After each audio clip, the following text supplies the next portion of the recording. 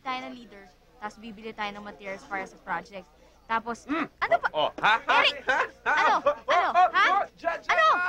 Akin na yung cup ko! Ayoko, Gemma, ano ba? Pagpahuli ko, Gemma, ano ba? Bibitawan ba ako? Hindi! Gemma, bitawan mo ako! Bitawan mo ako, Gemma! Ano ba? Si Jem! Please! Ano ba? Please, baba mo ako dito, Gemma!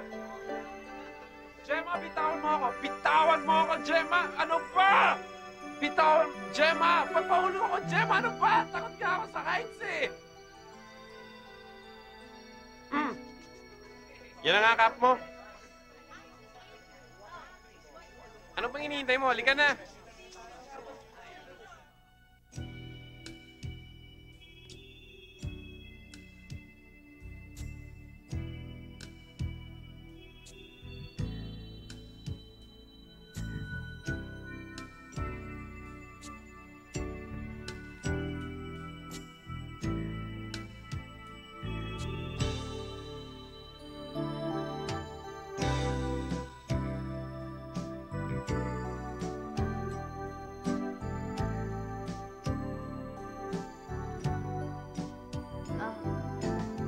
Pero nga ng ano?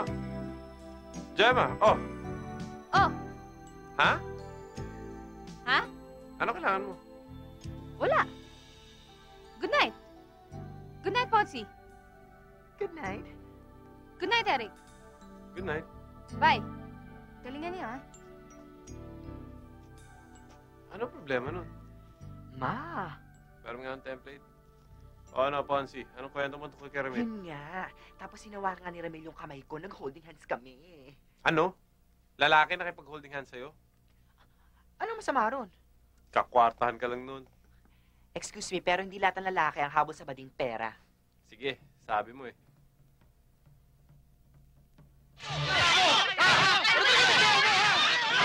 Aminin! Nakakahiya to ah. Kababae nating tao nasa loob tayo ng presinto.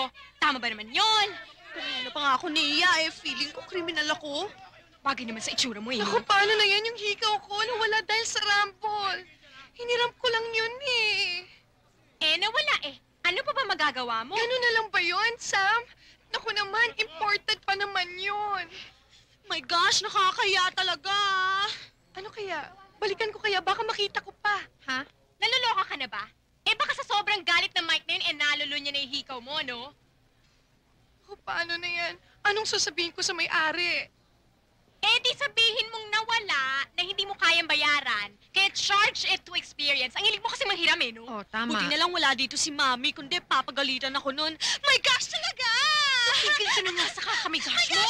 Alam niyo, kasalanan nito ng Mike at Jenny na yan. Lalo na yung Mike na yan, sobra na talaga siya. Ayoko nang makita ang pagmumukha niya. Chika! Bastos ka! Bastos ka! Bastos! Yan mga kasama ko! Hindi ko mga kasama yan! Ha? Ha? Sa loob! Pasok ka!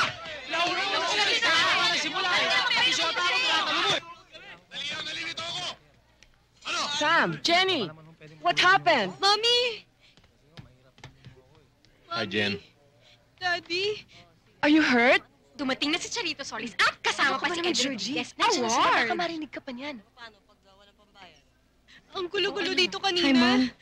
Hi, baby. Are you okay? Drama-drama ka pa dyan. Alam mo naman ikaw ang may kasalanan. Sam, ano ka ba naman? Nakita mo nang nasaktan ng kapatid mo eh. Kung ano pang sinasabi mo. Mami, totoo naman Siya ang may kasalanan Sam, ng will you lahat. please shut up? Sam, let's stop this. Come on, let's go home, baby. Talagang uuwi na kami. At iuwi ko si Jenny sa bahay ko. At iuwi mo si Sam sa bahay mo. At pagsabihan mo yung babaeng yan, ha? Let's go, Jenny. Bye, Dad. Halika na. Bye, Dad.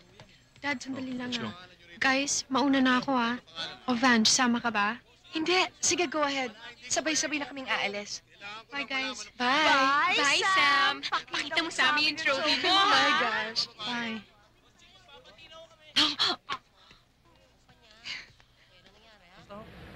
Mga kaibigan sa ating mata ng bayan, meron no tayong isang tao dito na nais manawagan sa kanyang mga kapatid, si Asmin Abolencia. At tatawagan niya ang kanyang 3 kapatid na nawawala. 3 kapatid, di ba? Opo. Hindi ho sila nawawala, pero inampun po sila. 10 taon na po ang nakakaraan. 10 taon na? Eh baka naman hindi ka nakilala ng mga yon. O gusto mo lang sila makita? Opo. O sige, Iha. Manawagan ka na. Nananawagan ho ako sa mga umampun sa mga kapatid ko. Na sina Baby, Violi at Daisy Abolencia. No, you can't go. Akala namin hilig mo lamang niyang pagkanta. You can make a career out of it. Tumawag lang kayo dito. Ito po ang gusto ko. Dapat ang pag-aaral ang asikasuhin mo. Isa kang doktolero, pamilya ng mga titulado, mga nakatapos sa kolehiyo. Hindi maaaring pagkanta lamang ang kauuwian mo. Tatapusin ko pong pag-aaral ko. Commitment ko lang po to ni na Mr. Sanchez at Robert. Kailangan ko pong tapusin to. Kahihiyan ko rin po to. Sino ba yung mga yan? Mapagkakatiwalaan ba yung mga yon? Sila pong nakadiscover sa akin. Nakakahiya ka. Ang tigas ng ulo mo. Sumusobra ka na. Ano ba ang gusto mo? Ang lahat para sa kinabukasan mo ginagawa na namin. Alam mo ikaw ang sumisira sa sarili mo. Siguro nga ikahihiya niyo ako. Puro pag-aaral ko ang nasa isip niyo. Ang gusto niyo ang nasusunod. Kailangan mataas ang marks ko, kailangan marunong ako, kailangan maging titulado ako. Para ba sa akin yun? O para sa inyo? Iniisip niyo ang kinabukasan ko?